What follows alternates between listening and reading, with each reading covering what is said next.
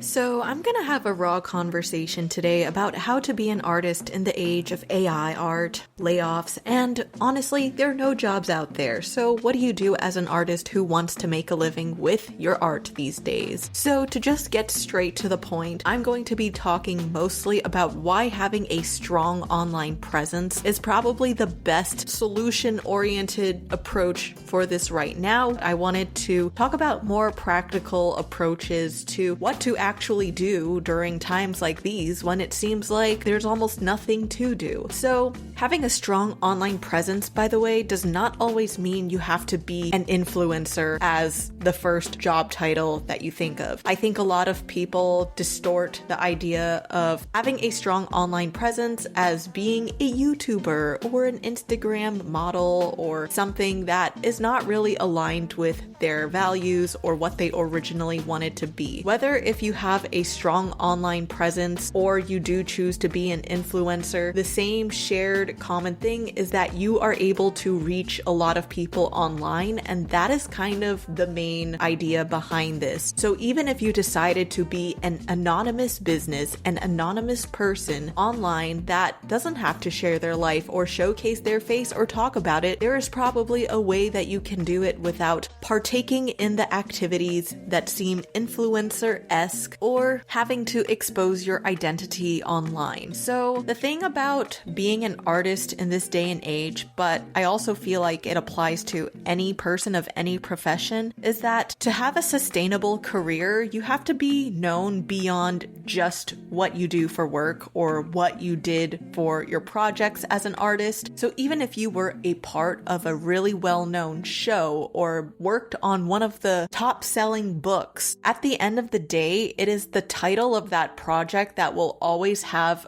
a greater presence than your name behind it. Just like how you might know the animated Disney film Tangled, at the end of the day, most people don't really know the artists who work on films like these and just know of either Disney or Tangled. And the people who do really dive into the artists and the credits are usually people who just also want to be artists themselves. But the general audience isn't going to be going out there and looking for these people, even if that audience has somewhat of an interest in art. So I guess the way to quote unquote combat this is to have a presence of your own online somehow. And like I said, you don't need to be an influencer or person that exposes their identity online. I previously made a video on how you can either make a business or make money as an artist without having followers. You could do this anonymously. So check that video out in the links below if you want to learn more. But today I'm going to just talk about, why it kind of is important to have a strong online presence or just a presence online. You don't have to be a big, highly followed person or famous. You can just still be a small niche platform and still just have highly engaged followers, even in a small quantity. But I think that a lot of the times most people don't start to begin with is because they are afraid of seeming like a sellout. Most artists I know of who are afraid of taking this route is usually because they are not that comfortable with sharing themselves online, but once they tie who they are to their art and the desire to make money or have a business of some sort behind their art, online kind of puts on some salesman-y, annoying, influencer-y, scammy vibes. Like, I get it, even before I started making videos or building my Instagram community, I used to kind of think the same thing about influencers or people who have a strong presence online, that they're just doing this for the money. They don't really care about anything else but that. And we easily have these impressions of people just because we don't know what it's like to be them yet. And once I did start making videos on YouTube and partaking in the sponsorship world and monetizing my content, I gained a more grayscale perspective on this instead of having it just be so black and white. The first thing I think to combat the idea of fear when it comes to putting yourself out there online is accepting that in this life, you only have yourself to rely on, and no company, business, audience, person, even your family or friends are there to really be there for you for every single aspect or element of your life. At some point, you have to handle things on your own, and when it comes to your career, really, it kind of comes down to you to be in charge of that. I think accepting this as one of the first things kind of humbles you to just remembering like, hey, at the end of this day, what else am I supposed to do? I can't rely on a studio or just a business or a big project to hire me and just wait for that day to happen where I will just randomly get an email for an amazing job. Sometimes you just have to accept you have to take matters into your own hands and just do things while you have the time to do them. So one of the other reasons why most people don't want to put themselves out there online and make a living off of it is because you will have to do a ton of marketing and advertising of yourself as an artist, which tends to be, annoying because you don't want to come off annoying and people might think that you're annoying for doing this. And you originally just wanted to create art to just leave a positive impact or emotion somehow on someone, and marketing things can seem like the total opposite. So while it is kind of an annoying task to do, it is also something that you have to accept that is a bit necessary to make a living out of being an artist. Otherwise you can just keep art as a hobby, and there's nothing wrong with that. But the most important thing to remember is that nobody cares. Even if you do share something promoting your work or who you are as an artist, while most people, you might think that people might constantly think you're annoying or think of things about you when you share those promotional posts, but the majority of the time, most people actually don't care, and the worst case response you might get back from those people are them just clicking past your thing or just scrolling past it. But hey, they were probably going to still do that with some of your other art posts already, so why not just take that opportunity to promote yourself anyway? Confidence is going to be necessary in this career path, but it's also necessary in any career path. When you put yourself out there, you have to be confident in the fact that even though you are wearing your work on your sleeve and presenting it to people only for it to also potentially be publicly rejected by others, you have to trust that you will be okay afterwards, and that it really doesn't matter if nobody likes your work or people ignore it, or something you post does not perform well or does not lead into a number of sales. You just kind of have to accept that the act of continuously contributing to your presence online is just something you are doing for yourself to sustain in this day and age, and you're not here to be a celebrity. You're not here to be a pop star. You are here to just share your talents and capabilities for whoever is interested, and for those who will care, they will stick around, and for those who don't, they will pass, and that's fine. Another thing that's important to accept as an artist is that social media and the internet are only going to continue to exponentially increase as a form of entertainment consumption over regular TV shows, films, streaming, or even cable if anyone even watches that anymore. And with more eyes being on phones than on probably big screens these days, to get more exposure to your work as an artist without the assistance of a big company name or studio behind it, it's probably better if you are in a place where most people are going to spend their time, and that is on social media or the internet. So while there have been a lot of controversial things happening with some platforms such as Instagram with their recent AI art issue, or Adobe also using people's art for AI art, it's important to remember that even in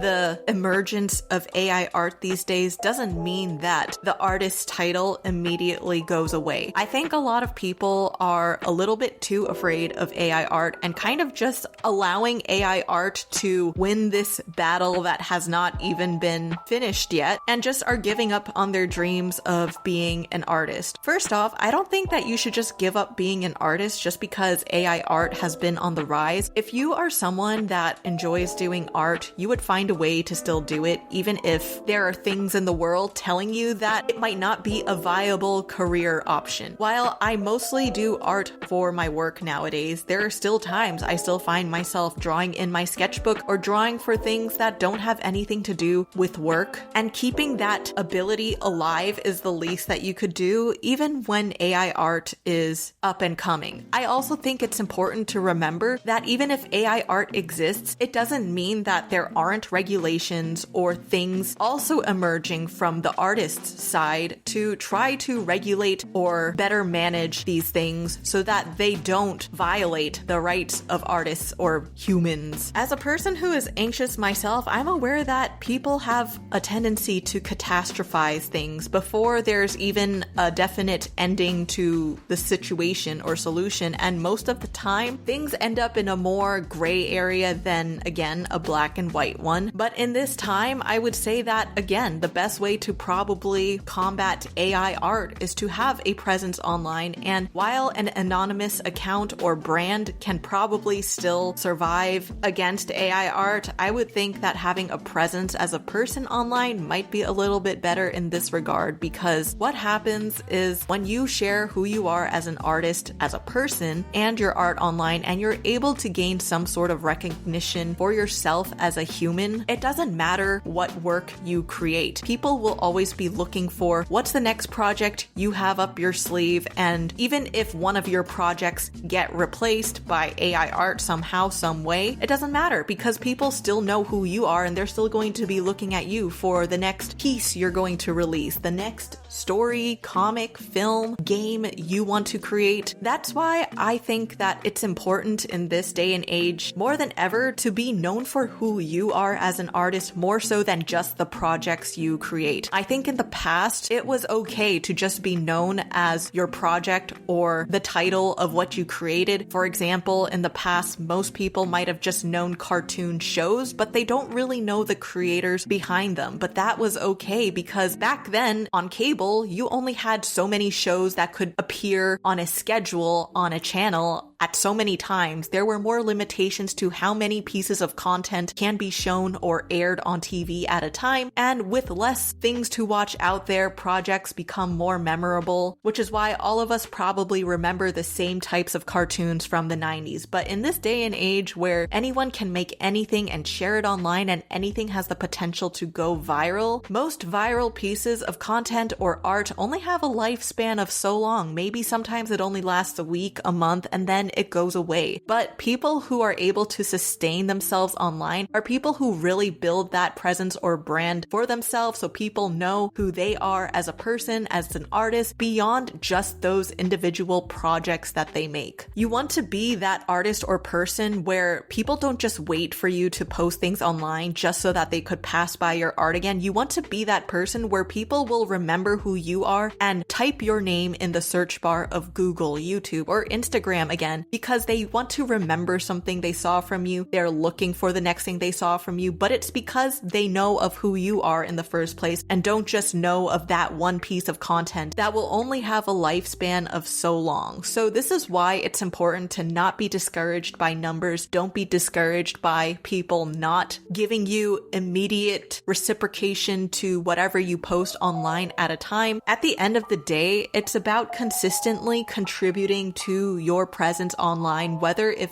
that's you choosing to show yourself or be an anonymous brand or artist. You could be someone that shows yourself, shows your day-to-day life, and also the projects that you create. Or you could be that anonymous brand that just continuously has product launches that really suit what people are looking for, or creates things that people really need. And they will come back to your brand to look for those things, just like how if you choose to be an artist that shows themselves as a person online, they'll just be coming back to you because there's something about you that aligns with them as a human. And in this day and age where we're all really isolated and spend so much time on social media, seeking another human who aligns with our values is one way of making social media a little bit less of a shitty, toxic place when there's so much content out there that kind of eats away at our brain and lets it rot. So if you're gonna have a presence online, be one that makes social media probably a healthier place for people to be. So I know that a lot of what I'm dumping right now might be adding a lot of pressure to people, and some people are not on board with this whole social media presence thing, or having a presence online, or feeling like they need to just create art and just post it online like a factory or something. That is not the goal of this conversation. I am saying to, again, do things at your own pace and only post things that you feel like you want to and you feel like might help someone someone else out there somehow. It might take a little bit longer with that route, but there's also a way of finding a healthy, sustainable schedule for yourself that can allow you to post consistently, whether if that means just posting a sketch sometimes with a motivational quote or just vlogging yourself just doing things you would have already been doing as an artist. There are a lot of different ways to do this, and I think the issue is that sometimes people just hear to increase your social media presence with posting a lot of completed work 7 days out of the week, burning yourself out. And while that does happen, it doesn't mean that there isn't a way to create a sustainable schedule for yourself to have that type of presence. So this is just honestly my opinion as somebody who has both worked a full-time job as an artist, seen the ups and downs of the industry, and also have my own career outside of an industry and doing my own thing on social media. I feel like one of the reasons why I am still able to sustain my career as a full-time artist without industry job is literally because I took the leap of faith and started posting a long time ago, and now I am just kind of maintaining and keeping up with what I started. So yes, there will be a huge learning curve in the beginning, but you have to trust yourself that once you get the hang of things and once you learn after that learning curve, there will be a day where you understand how this process works a lot easier and you will get the hang of things, and that things will become easier for you later on as long as you do take that leap of faith to begin with. So I hope that this video somehow inspires you instead of adding pressure. I feel like it will still add pressure to some people regardless, so I am sorry if that is the case, but this is just my honest opinion on what I think is the best move artists can do right now when the art industries seem to be failing us. So other than that, if you want to watch a day in my life as a full-time artist and how I actually manage my life, you can check these videos out here or down in the links below. Otherwise, thanks for watching this video, and I will see you all in the next one.